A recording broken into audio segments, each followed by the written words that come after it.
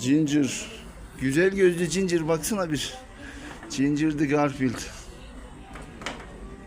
Senin kedinin adı neymiş bak? Ya herkes kedilere kafasına göre isim veriyor. O tekirle uyumlu olsun diye söyledim. Her tarafı tekir ya. Kazım Karabekir değil de Ebu Bekir ismine kızıyorlar ya. Niye?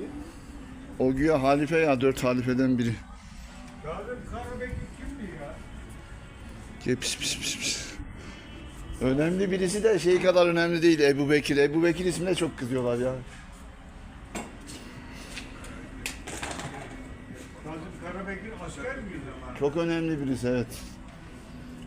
Yani burada hamam önüne gelen şeylere göre, yani ziyaretçilerin çoğuna göre akşamları gelen o Atatürk'ten bile daha önemli. Pis pis pis pis pis.